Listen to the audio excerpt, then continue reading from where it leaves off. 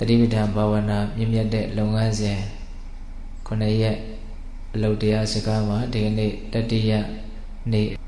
နန္ဒခင်းခါကာလမှာမြတ်စွာဘုရားဟောကြားတော်မူတဲ့တရားဒေသနာတွေကိုနာယူကြည်ညိုကြရင်းဖြင့်မြင့်မြတ်တဲ့လုပ်ငန်းစဉ်ကိုကြိုးစားအထောက်ကြမယ်အဲ့ဒါမိမိတို့အားထုတ်မယ်လို့စိတ်ကူးပြီးတော့ဆုံးဖြတ်ချက်ချထားတဲ့ဝင်လေထွက်လေရဲ့ထိမှုသဘောကိုဒလဇတ်သိနေတဲ့မြင့်မြတ်တဲ့အလုပ်ကိုကြိုးစားအထောက်ကြရမယ်ဝင်လေဝင်တိုင်းထိတယ်ထွက်လေထွက်တိုင်းထိတယ်အဲ့ဒီထိမှုသဘောလေးကိုဒလဇတ်သိနေအောင်ကြိုးစားရမှာဒါဟာဒီခန္ဓာကိုယ်ကြီးရဲ့အလွန်ရေးပါတဲ့အစိတ်အပိုင်းကိုတမ္မာတတိလို့ဆိုတဲ့အမှန်ကန်စွာအောက်မေ့အမှတ်ရနေခြင်းတမ္မာတတိကိုကြီးထွားအောင်ကျူးကျူးပြိုးထောင်နေတာတတိတွေအကောင်းလာတာနဲ့အမျှဒီယုတ်တနန္တသဘာဝတရားတို့ရဲ့မတည်မြဲတဲ့သဘောတစ်ခုပြီးတစ်ခုပျောက်ပြီးတော့တစ်မျိုးပြီးတစ်မျိုးထပ်ဖြစ်နေတဲ့သဘောဖြစ်တိုင်းတော့အဲ့ဒီသဘာဝတရားတွေဟာလည်းပဲတောက်လျှောက်ပဲပျောက်ကွယ်လိုက်နေတဲ့သဘောဒီအနိစ္စသဘာဝတရားတွေကိုတတိအားကောင်းလာလို့ရှိရင်တမာတိအားကောင်းလာလို့ရှိရင်သိနိုင်မြင်နိုင်တဲ့အနေအထားကိုရောက်ပါလိမ့်မယ်ဒါကြောင့်မိမိတို့ရဲ့ကြိုးစားအထောက်ရမယ်လုပ်ငန်းစဉ်ကိုသာလဲဇွဲရှိနဲ့ဝင်လေဝင်တိုင်းထိတိုင်းသိအောင်ကြိုးစားပါထွက်လေထွက်တိုင်းထိတိုင်းသိအောင်ကြိုးစားပါမြတ်စွာဘုရားရှင်ကိုရောင်မြတ်ကြီးကသနဗရကလျာဏီနှမတော်ကိုဟောကြားတော်မူတဲ့ဂါထာတစ်ပုဒ်ရှိတယ်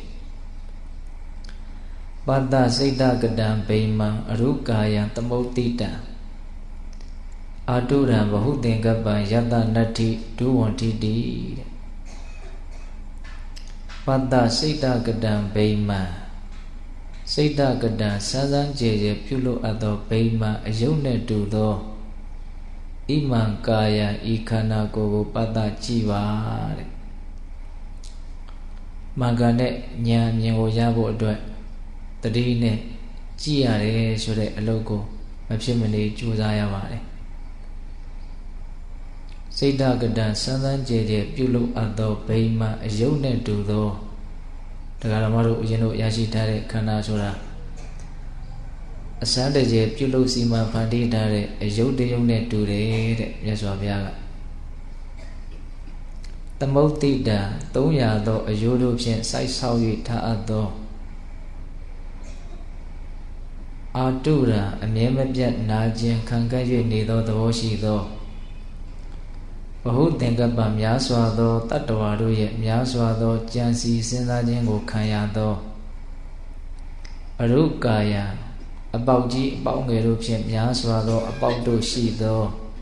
ဤခန္ဓာကိုယ်ကိုပတ္တဉာဏ်ဖြင့်မြင်အောင်ကြည့်ပါတဲ့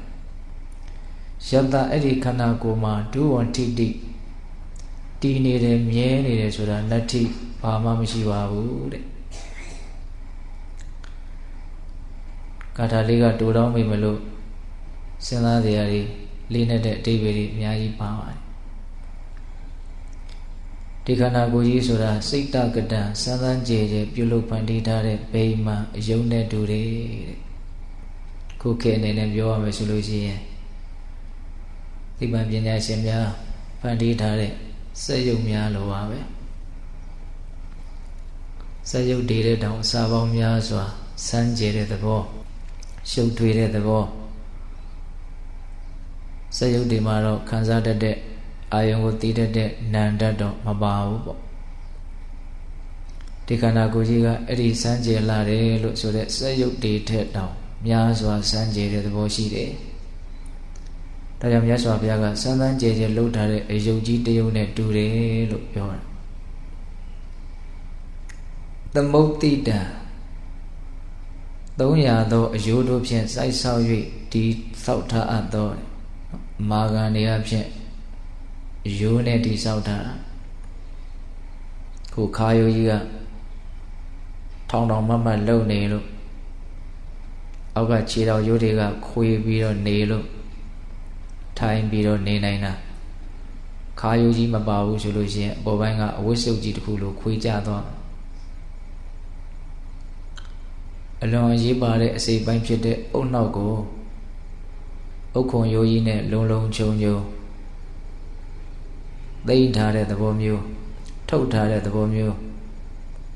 အထီးကိုင်းမခံတဲ့အပိုင်းကိုတကယ်ကိုစနစ်တကျလုံခြုံလုပ်ထားမျက်စိပေါင်းနှစ်ပေါင်းမျက်လုံးနှလုံးအတွက်အရှိမအယိုးအကွင်းကြီးနှစ်ကွင်းဒါကိုပဲဦးဇင်းတို့လေပင်ရိုးနဲ့ဆက်ပြီးတော့မတ်ကလေးဖြစ်အောင်လုပ်ထားလက်ရိုးနှစ်ရိုးလက်မောင်းရိုးနှစ်ရိုးလက်ဖြံရိုးလက်ချောင်းလေးတွေလှုပ်ချင်တာလှုပ်လို့ရအောင်ကိုင်ချင်တာကိုင်လို့ရအောင်ညွှန်ပြချင်တာညွှန်ပြလို့ရအောင်လက်ရဲ့အယိုးတွေကိုလည်းမြင်အောင်ကြည့်ပြီးတော့ဦးဇင်းတို့အလွန်အရေးပါတဲ့အဆုပ်နဲ့နှလုံးကိုလုံခြုံကာကွယ်မှုပေးထားတဲ့အနေနဲ့နံရိုးကြီးတွေနဲ့ခွေပြီးတော့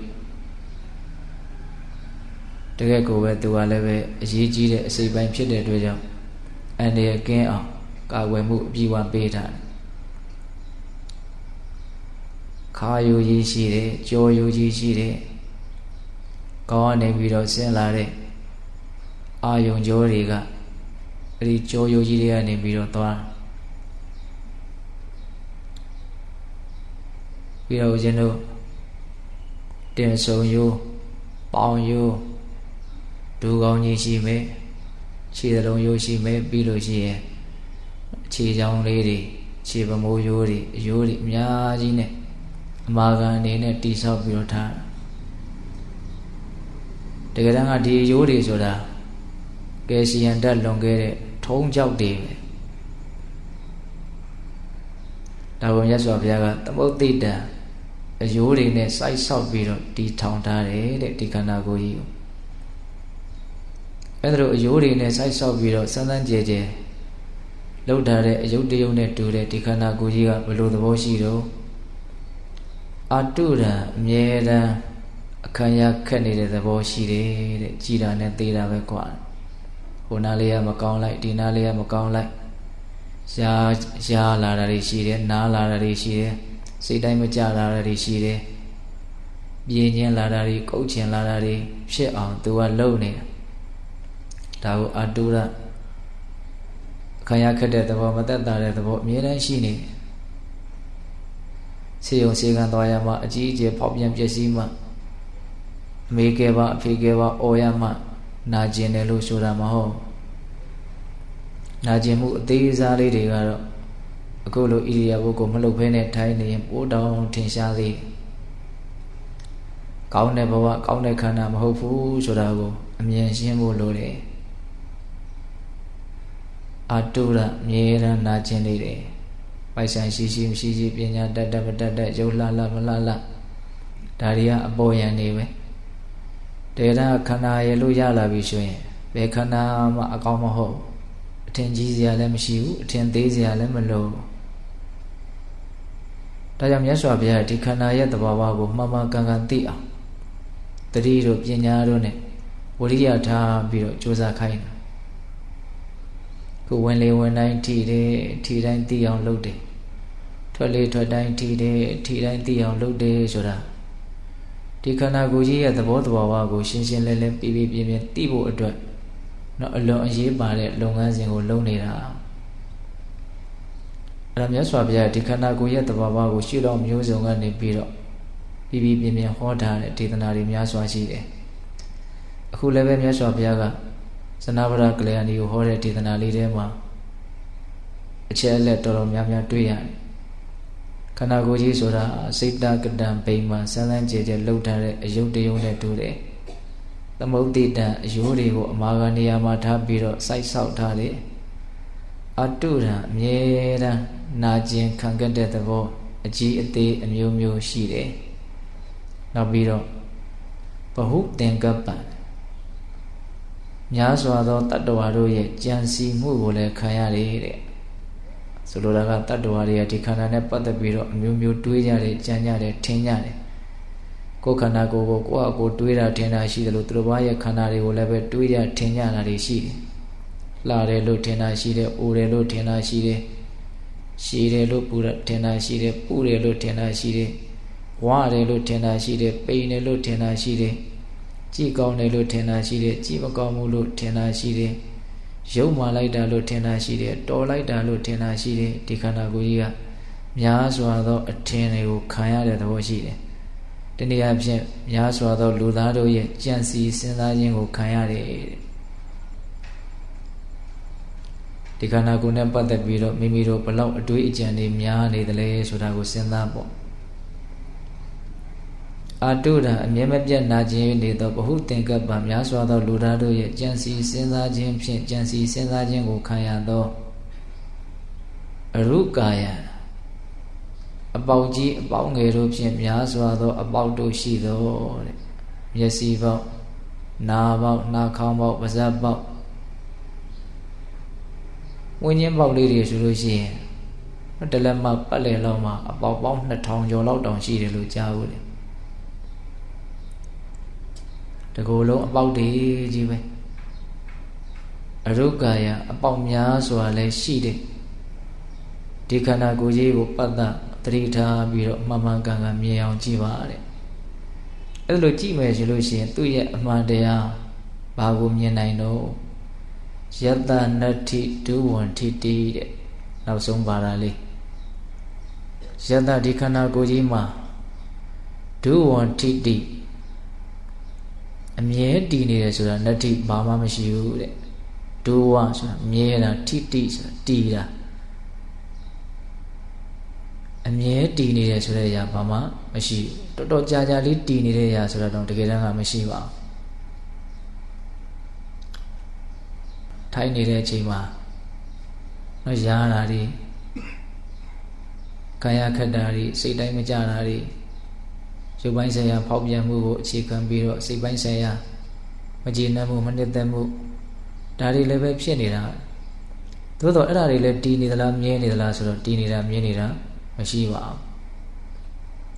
ဆင်ပြေလိုက်တာကြည်ကြည်လင်းလင်းလန်းလန်းဆန်းဆန်းလေးရှုမှတ်ပွားများလို့ကောင်းလိုက်တာဆိုတာလေးလည်းပဲအကြောင်းအားလျော်စွာဖြစ်တာပါပဲသို့တော့အဲ့ဒါလည်းပဲအမြဲတည်နေတဲ့အရာလားဆိုတော့သူလည်းပဲအမြဲတည်နေတာမဟုတ်အကြောင်းရှိတဲ့ခိုင်လေးမှဖြစ်နေတာပြီးတော့လည်းပြီးသွားရောအဲ့တော့ဖြစ်ပေါ်နေတဲ့ဒီသဘာဝတရားတွေကိုသိနေတဲ့စိတ်တွေကရောဉာဏ်တွေကရောတတိတွေကရောမြဲသလားလို့စဉ်းစားပြန်တော့လေသူတို့လည်းပဲမြဲနေတာမဟုတ်မမြဲတဲ့အရာတွေကိုမမြဲတဲ့အရာတွေနဲ့ပဲသိနေမြဲတာဆိုလို့ဘာတစ်ခုမှမရှိဘူးရုပ်ပိုင်းဆိုင်ရာရောနာမ်ပိုင်းဆိုင်ရာရောဘာချွင်းချက်မှမရှိဘူးဖြစ်နေတဲ့သဘာဝတရားမှန်သမျှအလုံးဟာပြီးဆုံးသွားတာကြီးချုပ်ပြောက်သွားတာကြီးပဲဒါဒီခန္ဓာရဲ့အမှန်တရားပဲအဲ့ဒါကိုမြင်ဖို့အတွက်ဒီခန္ဓာမှာဘာပဲဖြစ်ဖြစ်သတိထားတဲ့လုပ်ငန်းစဉ်ကိုကြိုးစားကြရတာဒါကြောင့်ခုလိုထိုင်နေတဲ့အချိန်မှာတော့တမင်တကာလည်းရှားယူဖို့မလိုတဲ့အလုံးမလည်းထင်ရှားတဲ့ဒလဇက်လည်းဖြစ်ပေါ်နေတဲ့ဝင်လေထွက်လေကြောင့်ဖြစ်နေတဲ့ဒီထိမှုသဘောလေးကိုတတ်နိုင်တယ်မြတ်ဒလဇက်သတိထားပြီးတော့နေကြတာဝင်လေထွက်လေဝင်နေထွက်နေတဲ့အနေအထားဒီခန္ဓာကိုယ်ကြီးဒီဘဝကြီးရှင်းသန်းနေဖို့အတွက်တစ်ချက်လေးတောင်နားခွင့်မရှိဘဲနဲ့အလုံးလုံးနေရတဲ့ဒီခန္ဓာကိုယ်ရဲ့ပင်ပန်းမှုဆင်းရဲမှုဒါကိုမြင်အောင်ကြည့်တတ်ဖို့လိုတယ်ဝမ်းကြီးအတွက်တနေ့ကုန်မနာဘူးမဲ့အမြဲတမ်းအလုံးလို့ရမယ်လို့ခိုင်းစေခံရတဲ့အလုံးကျမ်းသမားတယောက်နေ့လည်းပဲမင်းမနာနဲ့ညလည်းပဲမင်းမနာနဲ့မင်းဘယ်တော့မှမင်းမနာဝမရှိဘူးဒလဇက်လို့ဘလောက်ပင်ပန်းဆင်းရဲမလဲအဲ့လိုပဲဒီခန္ဓာကိုယ်ကြီးကလည်းပဲရှင်သန်ရေးအတွက်ခုနတုန်းကလူဆင်းရဲဟာသူ့ဘဝယက်တည်ရေးအတွက် အနာမရှိအားမရှိအမြဲတမ်းအလုတ်လောက်ရတယ်လို့ဒီခန္ဓာကိုယ်ကြီးကလည်းပဲသူ့ဘဝရှင်သန်ရေးအတွက်သူလည်းပဲအမြဲတမ်းအလုတ်လုပ်နေရတာဘယ်သူမှအစားဝင်ပြီးတော့လုပ်ပေးလို့လည်းမရဘူးငါခဏနားကျင်တယ်ငါ့ကိုဝိုင်းပြီးတော့ကူညီပါအောင်လို့ပြောလို့လည်းမရဘူးအကုန်လုံးဟာကိုယ်ဝန်ကိုထမ်းပြီးတော့ပင်ပင်ပန်းပန်းစင်စင်ရဲရဲရုန်းကန်ရှင်သန်ရတယ်တကယ်တမ်းကဒါကြောင့်မြတ်စွာဘုရားကဘာရာဟဝေပင်စက်ခန္ဓာရုပ်အစုနာအစု၄ခုဒီအစုအဝေး၅ခုလို့ဆိုတဲ့ပင်စက်ခန္ဓာ၅ခုသောအစုအဝေးကြီးပေါင်းစုပြီးတော့အလုံးလုံးနေတဲ့ဒီခန္ဓာကြီးဟာဘာရာအလွန်လေးလံတဲ့ဝန်တုပ်ဝန်ဘိုးကြီးဖြစ်တယ်လို့ဟောတယ်အဲ့ဒါကိုတရားဓမ္မတို့ဦးဇင်းတို့တွေကအမှန်ကန်သိအောင်မြင်အောင်ကြိုးစားအထောက်တဲ့ပိုင်းအလွန်အားနေတဲ့အတွက်ကြောင့်ဝန်တုပ်ကိုဝန်တုပ်မှမသိလေးတာကိုလေးမှမသိကိုယ့်ကိုဟုတ်လာပြီလို့ထင်ပြီးတော့ตายာမှုအပြည့်နဲ့နေကြတစ်ချိန်ပျက်စီးချိန်ကြလို့ပျက်စီးမှုကြီးတွေ့လာပြီးကြုံလာပြီးဆိုတော့မှအကြီးအကျယ်တုံ့လို့ခြောက်ချပြီးတော့ဒါကြီးကဒီလိုဖြစ်တဲ့တရားဆိုပြီးတော့မခံမရနိုင်နားမလဲနိုင်ပဲလက်မခံနိုင်ပဲနဲ့ဘဝမှာစင်ရဲနဲ့အဆုံးသတ်ကြရသူ့လို့သူလုပ်တာပါပဲတကယ်တမ်းကဒါကြောင့်အခုဖြစ်နေတဲ့အနေအထားတွေကိုမှန်မှန်ကန်ကန်သိဖို့လိုသလိုဒီခန္ဓာကြီးရဲ့နောက်တစ်ချိန်မှာဖြစ်လာမယ့်အနေအထားမှန်တွေကိုလည်းမှန်မှန်ကန်ကန်ကြိုးပြီးတော့သိဖို့နားလည်ဖို့လိုတယ်ဒါကြောင့်မြတ်စွာဘုရားကဒီခန္ဓာရဲ့သဘာဝကိုသိအောင်မြင်အောင်ဤမျိုးစုံနဲ့ဆုံးမတယ်သင်ပေးတယ်အဲ့ဒါမြတ်စွာဘုရားဆုံးမတဲ့အတိုင်းမြတ်စွာဘုရားသင်ကြားပေးတဲ့အတိုင်းတရားဓမ္မတို့ဦးဇင်းတို့တွေဟာတတ်နိုင်သမျှလိုက်နာကြမယ်ဆိုပြီးတော့ဒါအခုကြိုးစားနေတာပဲဝင်လေဝင်တိုင်းထီတယ်ထီတိုင်းသိအောင်ကြိုးစားတယ်ထွက်လေထွက်တိုင်းထီတယ်ထီတိုင်းသိအောင်ကြိုးစားတယ်ဒါဟာဒီခန္ဓာကိုယ်ရဲ့အကြောင်းကိုသိအောင်ကြိုးစားနေတာဝင်လေထွက်လေဆိုတာမဝင်လို့လည်းမဖြစ်မထွက်လို့လည်းမဖြစ်ဒီရှင်သန်ရေးအတွက်အနာမရှိအားမရှိဒလဇတ်ခန္ဓာကိုယ်ကြီးကသူ့အလုပ်သူလုပ်နေရတယ်လိုအပ်ချက်အရာဝင်နေရတယ်ထွက်နေရတယ်မဖြစ်မနေလုပ်ရတယ်ဆိုတဲ့ကိုကပင်ပန်းတဲ့သဘောရှိတယ်ဆင်းရဲတဲ့သဘောရှိတယ်ဒါကြောင့်ဒီအာနာပါနဝင်သက်ထွက်သက်ရဲ့တဘာဝကိုလည်းပဲတတ်နိုင်သမျှသတိထားပြီးတော့နေလို့ရှိရင်အလွန်ကြီးမားတဲ့အကျိုးကျေးဇူးတွေရနိုင်တယ်ဘုရားတို့မဟာဝဂ္ဂတန်ရုပ်ပါဠိတော်မှာအာနာပါနတန်ရုပ်ဆိုပြီးတော့ဝင်သက်ထွက်သက်ကိုသတိထားပြီးတော့နေခြင်းအဖြစ်ရရှိနိုင်တဲ့အကျိုးကျေးဇူးတွေကိုမြတ်စွာဘုရားသုတ်တန်ဒေသနာအသီးသီးမှာအများကြီးဟောထားတာရှိတယ်အဲ့ဒီတဲကဗတိပောပမသုတ်တန်ဆိုတာလေးဆိုရင်တော်တော်မှတ်သားစရာကောင်းဝင်သက်ထွက်သက်ရဲ့ပုံမှာသတိထားနေခြင်းအဖြစ်ရရှိမဲ့အကျိုးကျေးဇူးတွေကိုမြတ်စွာဘုရားတန်းစီပြီးတော့ဟောထားတာအဲ့ဒီတဲကနည်းနည်းလေးကောက်ထုတ်ချက်ချပြီးတော့ဦးဇင်းတို့ပြောကြည့်မယ်ဝင်လေဝင်တိုင်းထီတယ်ထီတိုင်းသိအောင်ကြိုးစားတယ်ထွက်လေထွက်တိုင်းထီတယ်ထီတိုင်းသိအောင်ကြိုးစားတယ်တတိရှိပြီးတော့ဝင်တယ်တတိရှိပြီးတော့ထွက်တယ်တတိကင်းပြီးတော့ဝင်လေဝင်သွားတာမျိုးမရှိဘူးတတိကင်းပြီးတော့ထွက်လေထွက်သွားတာမျိုးမရှိဘူးဝင်နေတိုင်းတတိရှိတယ်ထွက်နေတိုင်းလည်းတတိရှိတယ်ဝင်သက်ထွက်တဲ့ရဲ့ပုံမှာဒလဇတ်တတိထားပြီးတော့နေတယ်ပေါ့အဲ့ဒါမြတ်စွာဘုရားယဟန်တော်တွေကိုယဟန်တို့တဲ့ငါဘုရားအလောင်းဘောဓိတတ္တဘုရားအလောင်းဖြစ်စဉ်ခါကာလကဘုရားအလောင်းဆိုတာအလွန်ဝေးကွာတဲ့ဘဝတွေကိုဆိုတာမဟုတ်ဒီဘဝဘုရားဖြစ်ကနေတောထွက်လာပြီးတဲ့နောက်ကိုအဓိကဆိုလိုတာအဲ့ဒါလိုတောထွက်လာပြီးတော့ဘုရားမဖြစ်သေးခင်ဘုရားဖြစ်အောင်ကျင့်သုံးနေတဲ့အချိန်မှာဟောဒီအာနာပါနကမ္မထန်နဲ့ငါများစွာနေခဲ့တယ်တဲ့ဝင်သက်ထွက်တဲ့ရဲ့ပုံမှာသတိထားပြီးတော့နေခဲ့တယ်အကျင့်များစွာငါနေခဲ့တယ်တဲ့အဲ့ဒါလိုနေတဲ့အခါမှာငါရဲ့ကာယဘိုင်းဆိုင်ရာဒီရုပ်ကာယကြီးဟာအလွန်တရာမှတတ်တာတယ်မပင်ပန်းဘူးတဲ့ငါရဲ့မျက်စိတွေဟာလည်းမပင်ပန်းဘူးတဲ့ချမ်းသာတယ်တဲ့ငါရဲ့စိတ်ဟာလည်းပဲဆွဲလန်းမှုတွေကင်းပြီးတော့အာသောတရားတွေကနေလွတ်မြောက်သွားတယ်တဲ့ဣမိနာဝိဟာရေနဤကဲ့သို့အာနာပါနတတိဖြင့်ဘဟုလံကျိန်ဖန်များစွာဝိရတော်နေသောတတ္တမရှံထုံငါအား ကာယောဟောဒီခန္ဓာကိုယ်ကြီးသည်နေဝကိလမတိမပင်ပန်းမှုစက္ခုနိမျက်စိတို့သည်လည်းပဲနကိလမတိမပင်ပန်းမှုမေငါဤစိတ်တန်စိတ်သည်အနုပါဒာယဆွဲလန်းမှုမရှိမှု၍အာတုဟိအာသောတရားတော်မှာဝိမု ක්ෂි လွတ်ပြီတဲ့ဒါမြတ်စွာဘုရားဟောပြထားပုံလေးဒီအာနာပါနဝန်သက်ထွက်တဲ့ပုံမှာသတိထားပြီးတော့နေတဲ့အတွက်ကြောင့်ငါရဲ့ရုပ်ကာယကြီးဟာမပင်ပန်းမှုငါရဲ့မျက်စိဟာလည်းမပင်ပန်းမှုငါရဲ့စိတ်ကလည်းပဲဆွဲလန်းမှုကင်းပြီးတော့အာသောတရားတွေကလွတ်သွားတယ်အာနာပါနရဲ့စွမ်းရည်တတိခုတရားဓမ္မတို့ဦးဇင်းတို့တွေကတတိမရှိတဲ့အခါကျတော့ခန္ဓာကိုယ်ကြီးကများသောအားဖြင့်ပင်ပန်းပြီးတော့နေရတယ်မျက်စိကလည်းပဲတောင်ကြည့်မြောက်ကြည့်မြင်လာတဲ့အလင်းရောင်လေးနဲ့မြင်တာနဲ့ပတ်သက်ပြီးတော့မျိုးမျိုးတွေးမျက်စိလည်းပင်ပန်းတယ်စိတ်ကလည်းပဲဆွဲလန်းမှုဥပါဒံတရားတွေနဲ့အမြဲတမ်းနှောင့်ဖွဲ့ပြီးတော့နေတယ်အဲ့ဒီလိုအခြေအနေဇိုးတွေမဖြစ်အောင်အာနာပါနဝန်သက်ထွက်တဲ့ပုံမှာတတ်နိုင်သမျှသတိထားပြီးတော့နေရမယ်တဲ့ဣမိနာဝိဟာရေနဤသို့အာနာပါနသတိဖြင့်နေနေတဲ့ဘဟုလံကျင့်ဖန်များစွာဝိဟာရတော်နေနေတဲ့တတ္တမရှံထွန်ငါအားကာယောဟောဒီခန္ဓာကိုယ်ကြီးသည်နေဝကိလမတိမပင်ပန်းစက္ခုနိမျက်စိတို့သည်နာကိလမတိမပင်ပန်းမေငါဤစိတ်တန်စိတ်သည်အနုပါဒာယဆွဲလန်းမှုမရှိဘဲနဲ့အာသွေဟိအာသောတရားတွေကလည်းဝိမု ක්ෂි လွတ်သွားတယ်ဘိက္ခုယံတော်တို့တတ္တမထို့ကြောင့်ဤဟာဤသာသနာတော်၌ဘိက္ခုယံသည်မေငါဤကာယောခန္ဓာကိုယ်သည်နေဝကိလမေယအပင်ပန်းပါစေနှင့်စက္ခုနိမျက်စိတို့သည်နာကိလမေယအပင်ပန်းကြပါစေနှင့်မေငါဤစိတ်တန်စိတ်သည်အနုပါဒာယဆွဲလန်းမှုမရှိမှု၍အာတဝိအာသောတရားတော်မှာဝိမု ක්ෂි ယာတိလွတ်မြောက်ပါစေလို့စေပိအာကင်ခေယအကယ်၍အလိုရှိတယ်ဆိုလို့ရှိရင်ဧဝံတတိ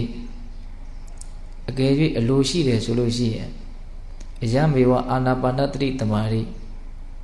ဤအာနာပါနတတိကြောင့်ဖြစ်ပေါ်နေတဲ့တမာရိကိုတာဒုက္ကံကောင်းမွန်စွာမနတိကတဘောနှလုံးသွင်းအပ်ကုန်၏ဒီသာသနာတော်မှာယဟန်တွေဟာငါရဲ့ခန္ဓာကိုယ်ကြီးမပင်ပန်းပါစေနဲ့ငါရဲ့မျက်စိတွေမပင်ပန်းပါစေနဲ့ငါရဲ့စိတ်တွေဆွဲလန်းမှုကင်းပြီးတော့အာသောတရားတွေကလွတ်မြောက်ပါစေလို့တကယ်လို့အလိုရှိတယ်ဆိုလို့ရှိရင်ဒီအာနာပါနတတိကြောင့်ဖြစ်ပေါ်နေတဲ့တမာတိတည်ငြိမ်မှုကိုကောင်းမွန်စွာနှလုံးသွင်းရမယ်တဲ့ဆိုလိုတာကအာနာပါနတတိကမ္မဋ္ဌာန်းကိုစီပန်ရမယ်လို့ဆိုလိုတာဒါကြောင့်ဝင်လေဝင်တိုင်းထိတိုင်းသိထွက်လေထွက်တိုင်းထိတိုင်းသိဒီလိုလုပ်နေခြင်းဟာခန္ဓာကိုယ်ကြီးမပင်ပန်းမှုမျက်စိတွေမပင်ပန်းမှုစိတ်တွေဆွဲလန်းမှုကင်းပြီးတော့လွတ်မြောက်ဖို့အတွက်ကြိုးစားနေရရောက်တယ်လို့အားတက်ကြရဆက်ပြီးတော့မြတ်စွာဘုရားဘာဟောပြန်တော့ဘိက္ခုယံတော်တို့တတ္တမထို့ကြောင့်ဣဟဤသာသနာတော်၌ဘိက္ခုယံသည်ကေဟတိတာကာမဂုဏ်အာယုန်တိဟုသောအိမ်၌မှီသောယေဣမေတရသင်္ကပ္ပအကျဉ်ပြေးထွက်၍တွေးကြံတတ်ကုန်သောတဏှာတရားတို့သည်တန်တိရှိကုန်၏ဒီထိုတဏှာတရားအတွေးတရားတို့ကိုပဟိယေဝပေရှားလိုကုန်၏ဟု၍စေပိအာကင်ခေယအကယ်၍အလိုရှိညာဧဝံတတိဤသို့အလိုရှိသည်ရှိသော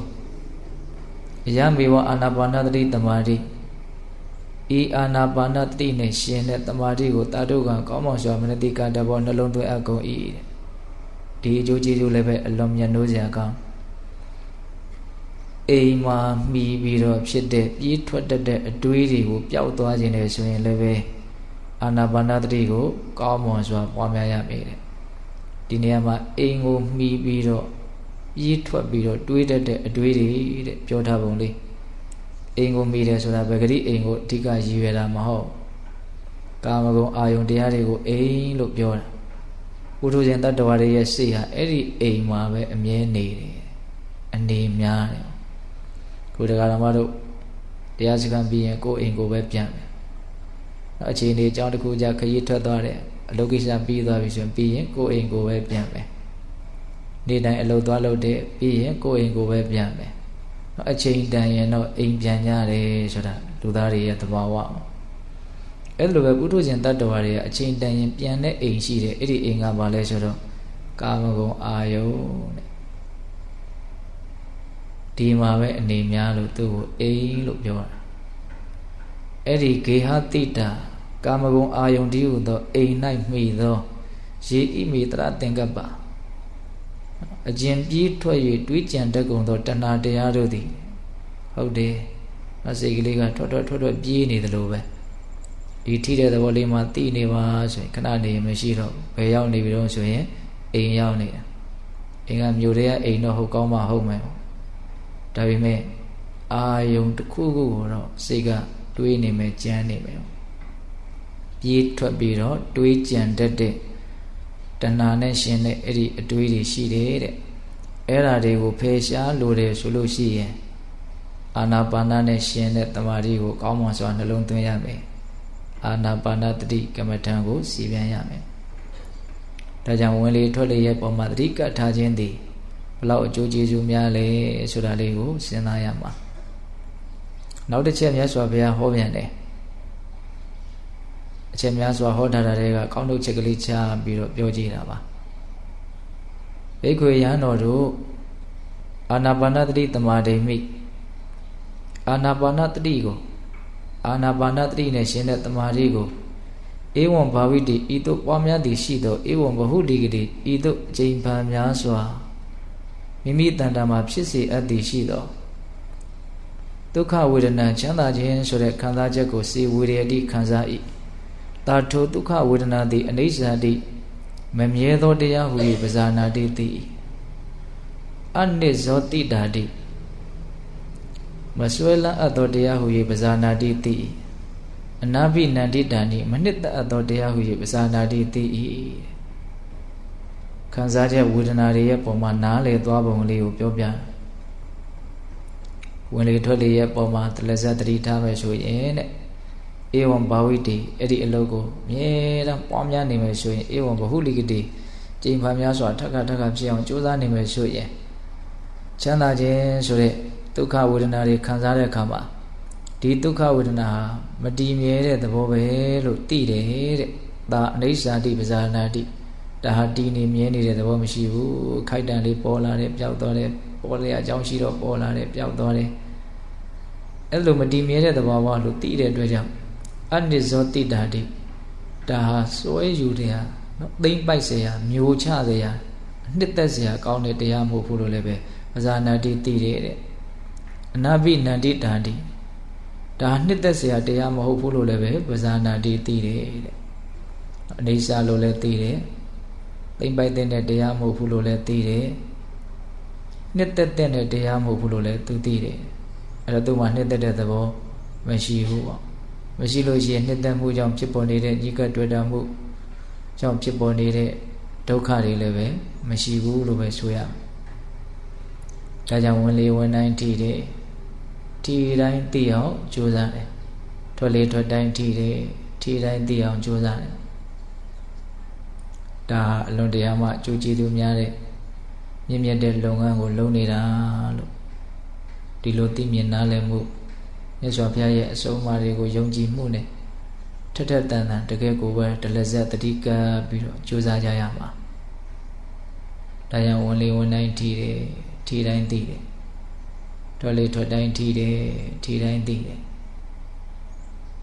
ဒီလုပ်ငန်းစဉ်ကို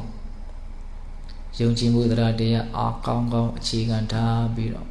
ဇွဲလုံးလာဝရိယထက်ထက်တန်တန်နဲ့ကြိုးစားအထောက်ကြရမှာကြိုးစားအထောက်မှုများလာတဲ့နဲ့အမျှသိတဲ့မြင်တဲ့ဉာဏ်ပညာကလည်းပဲတဖြည်းဖြည်းနဲ့တိုးတက်လာမှာပဲတတိတွေခိုင်မြဲလာလို့ရှိရဲ့စိတ်ရစွမ်းအားဖြစ်တဲ့တမာတိဆိုတာတွေဟာတိုးတက်လာတာတမာတိဆိုတာတိုးတက်လာတာနဲ့အမျှဒီယုတ်တနန္တသဘာဝတရားတို့ရဲ့အမှန်ဖြစ်တဲ့အနေစာဆိုတဲ့မတည်မြဲမှုကိုမှန်မှန်ကန်ကန်သိတဲ့ဉာဏ်ပညာဆိုတာလည်းဖြစ်ထွန်းလာတာဒီကအဲ့ဒီဉာဏ်ပညာဖြစ်ထွန်းဖို့အတွက်ပဲဘယ်စုံတောင်းစုံကနေကြိုးစားနေကြရတာဘာဖြစ်လို့တော့အဲ့ဒီဉာဏ်ပညာကပဲနှစ်သက်မှုဆိုတဲ့ຢာကမနှစ်သက်မှုဆိုတဲ့ဒေါသတွေ့ဝေမိုင်မဲမှုဆိုတဲ့မောဟဒီတရားတွေကိုဖယ်ရှားနိုင်တဲ့အစွမ်းရှိဒါကြောင့်ဉာဏ်ပညာဖြစ်ပေါ်အောင်ကြိုးစားရဉာဏ်ပညာဖြစ်ပေါ်ဖို့အတွက်ထိုက်တဲ့တည်ငြိမ်မှုတမာတိဆိုတာလိုတယ်တမာတိဖြစ်ပေါ်ဖို့အတွက်တတိစင်စက်မပြတ်ထားဖို့ဆိုတာလိုတယ် တတိစင်စမပြတ်ထားဖို့ဆိုရင်ကြိုးစားအထုတ်တဲ့လုံလဝရိယလည်းပဲလိုပါတယ်အဲ့လိုကြိုးစားအထုတ်နိုင်ဖို့ဆိုရင်လည်းပဲဒီအလုပ်ဟာအလုံးမမြင့်မြတ်တဲ့လုပ်ငန်းဖြစ်တယ်အကျိုးအကြီးမားဆုံးသောလုပ်ငန်းဖြစ်တယ်ဒါကြောင့်လုပ်တဲ့နယ်လို့ဒီအလုပ်ရဲ့ပုံမှာယုံကြည်မှုဒီအလုပ်ရဲ့မြင့်မြတ်မှုတန်ဖိုးရှိမှုကိုယုံကြည်မှုတရားတရားရှိမှကြိုးစားနိုင်တာဒီတော့ဦးဇင်းတို့အစီအစဉ်တရားလေးပြောမယ်ဆိုရင်ယုံကြည်မှုတရားတရားရှိမှကြိုးစားအထောက်မှုဆိုတဲ့ဝိရိယဖြစ်တာကြိုးစားအထောက်မှုဆိုတဲ့ဝိရိယနဲ့အထောက်မှတတိဆိုတဲ့အောက်မေ့နိုင်မှုအမှတ်ရနိုင်မှုတတိတရားလေးကဖြစ်တာအဲ့ဒီတတိတွေချိန်ပါများစွာဖြစ်မှတမာတိဆိုတဲ့တည်ငြိမ်မှုကဖြစ်တာတမာတိဆိုတဲ့တည်ငြိမ်မှုရှိမှဒီအနိစ္စဒုက္ခအနတ္တသဘာဝတရားတွေကိုမမကန်ကန်သိတဲ့မြင်တဲ့နားလည်တဲ့သဘောလို့ဆိုတဲ့ပညာတရားကဖြစ်တာဒါကြောင့်တတ္တဝရိယတတိတမာတိပညာဒီခွန်အား၅ပါးကိုတရားဓမ္မတို့ဦးဇင်းတို့တွေကကြီးထွားလာအောင်မွေးမြူကြရဒီခွန်အား၅ပါးနဲ့ပဲသူတော်ကောင်းအလုပ်ကိုထိရောက်အောင်လုပ်ကြရပဂတိအလုပ်ကိုလုပ်မယ်ဆိုရင်ရုပ်ခန္ဓာကိုယ်ကြီးမှာခွန်အားလိုအပ်တယ်လို့သူတော်ကောင်းအလုပ်လို့ဆိုတဲ့ဒီနုညံ့သိမ်မွေ့တဲ့စိတ်အလုပ်ကိုလုပ်တဲ့နေရာမှာလည်းပဲစိတ်ရခွန်အားတွေဆိုတာလိုပါတယ်တဲ့စိတ်ရခွန်အား၅ပါးတတ္တဝရိယတတိတမာတိပညာဒီတရားတွေကိုတရားဓမ္မတို့ဦးဇင်းတို့တွေဟာညံ့ညံ့နုံနုံတန်ဖိုးထားပြီးတော့အာကိုအာရပြုပြီးတော့အမှန်တရားကိုသိအောင်ကြိုးစားကြရတာဒါကြောင့်ဝင်လေဝင်တိုင်းထီတယ်ထီတိုင်းသိအောင်ကြိုးစားထွက်လေထွက်တိုင်းထီတယ်ထီတိုင်းသိအောင်ကြိုးစားထိမှုသဘောကိုဒလဇက်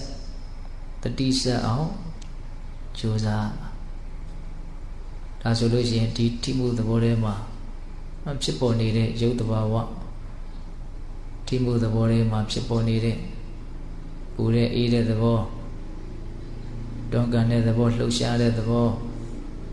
နူးညံ့တဲ့သဘောကြမ်းထမ်းတဲ့သဘောမာကြောတဲ့သဘောပျော်ပြောင်းတဲ့သဘောအစရှိတဲ့ရုပ်တဘာဝလေးတွေသဘောတရားလေးတွေပရမတ္ထသဘာဝလေးတွေမျက်စိနဲ့ကြည့်လို့မမြင်ရတဲ့လက်နဲ့ကင်တွဲပြလို့မရတဲ့စိတ်နဲ့သာသိလို့ရတဲ့မာကြောမှုကြော်ပြောင်းမှုကြမ်းတမ်းမှုနူးညံ့မှုတွန်းကန်မှုလှုပ်ရှားမှုပူမှုအေးမှုအစရှိတဲ့ဒီရုပ်တဘာဝတရားလေးတွေတစ်မျိုးပြီးတစ်မျိုးဖြစ်နေတာကိုတွေ့ရတယ်ထိမှုသဘောကိုသာဒလဇက်သိအောင်ကြိုးစားဒီသဘာဝတရားတွေဟာတဖြည်းဖြည်းနဲ့ထင်ရှားလာမယ်ပရမတ္ထသဘာဝတရားတွေအဲ့ဒီဖြစ်ပေါ်နေတဲ့ရုပ်သဘာဝတွေဟာတကူမှတည်နေတာမြင်နေတာမရှိဘူးထပ်ဖြစ်လာတာပဲရှိတယ်ထပ်ဖြစ်နေတာပဲရှိတယ်ဖြစ်နေတဲ့အဲ့ဒီသဘာဝတရားတွေဟာပျောက်သွားတဲ့သဘောသာလည်းရှိတယ်နောက်ဟာဖြစ်တယ်ဆိုတာအရင်ဟာမရှိတော့လို့အတိထပ်ဖြစ်တယ်ဆိုတာအဟောင်းမရှိတော့လို့ထပ်ဖြစ်တိုင်းသူ့အရင်ကဖြစ်ခဲ့တဲ့ထိမှုသဘောလေးတွေမရှိတော့ဘူးဆိုတာကိုထင်ရှားသိနိုင်တယ်ဝင်လေကြောင့်ထိတာပဲဖြစ်ထွက်လေကြောင့်ထိတာပဲဖြစ်ထိတာကတော့ထိတာပဲအဲ့ဒီထိမှုသဘောထဲမှာပရမတ္ထသဘာဝတရားတွေကိုထင်ရှားတွေ့ရအောင်တတိကိုကြီးမြဲထားဖို့လိုတယ်အဲ့လိုရုပ်သဘာဝတရားလေးတွေပရမတ္ထသဘောတရားလေးတွေသူတို့ရဲ့သဘာဝတရားလေးတွေကိုသိနေတဲ့ဒီစိတ်ကဘလို့ရှိတော့အဲ့ဒီစိတ်ကလည်းပဲနန္တတစ်မျိုးပဲဓာတ်သဘာဝတရားတစ်မျိုးပဲသူလည်းပဲနေရှာဒုက္ခအတ္တမျိုးမဟုတ်ဘူးတည်မြဲတဲ့ကောင်းမွန်တဲ့အစိုးရတဲ့အမျိုးမဟုတ်မတည်မြဲတဲ့မကောင်းမွန်တဲ့အစိုးမရတဲ့အနိစ္စဒုက္ခအနတ္တမျိုးသာဖြစ်တယ်လို့နားလည်ရသိနေတဲ့စိတ်ပိုင်းကလည်းပဲ